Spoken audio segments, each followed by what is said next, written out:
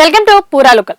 తెలంగాణలో లౌకికత్వాన్ని కాపాడటమే తమ ప్రభుత్వ ప్రాధాన్యత అని ముఖ్యమంత్రి రేవంత్ రెడ్డి స్పష్టం చేశారు.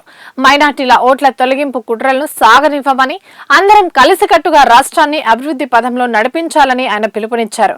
హైదరాబాద్ లోని నాంపల్లి హజ్ హౌస్ లో హజ్ యాత్రికుల బస్సులను ముఖ్యమంత్రి రేవంత్ రెడ్డి జెండా ఊపి ప్రారంభించారు. ఈ సందర్భంగా ఆయన పలు వ్యాఖ్యలు చేశారు. సర్ పేరుతో మైనార్టీల ఓట్లను తొలగించేందుకు ప్రయత్నాలు జరుగుతున్నాయని, ఇతర రాష్ట్రాల్లో జరిగినట్టు తెలంగాణలో జరగదని హామీ ఇచ్చారు. మైనార్టీల సంక్షేమం కోసం ప్రభుత్వం కట్టుబడి ఉందన్నారు. అంతర్జాతీయ పరిస్థితుల వల్ల విమాన ఇంధన ధరలు పెరిగినా హజ్ యాత్రికులపై ఆ భారం పడకుండా ప్రభుత్వమే భరిస్తోందని సీఎం వెల్లడించారు.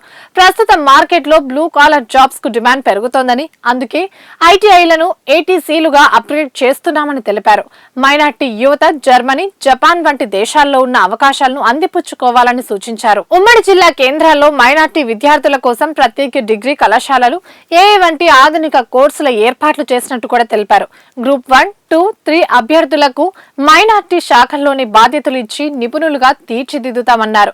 అంతేకాకుండా నగరంలోని ఆటో డ్రైవర్ల కోసం ప్రభుత్వం ప్రత్యేక ప్లాన్ సిద్ధం చేస్తుందని సీఎం రేవంత్ రెడ్డి తెలిపారు. పెట్రోల్, డీజిల్ ఆటోలను ఎలక్ట్రిక్ ఇంజన్లతో రెట్రో ఫిట్టింగ్ చేయడం ద్వారా వారిపై ఇంధన భారాన్ని తగ్గించనున్నట్లు ప్రకటించారు.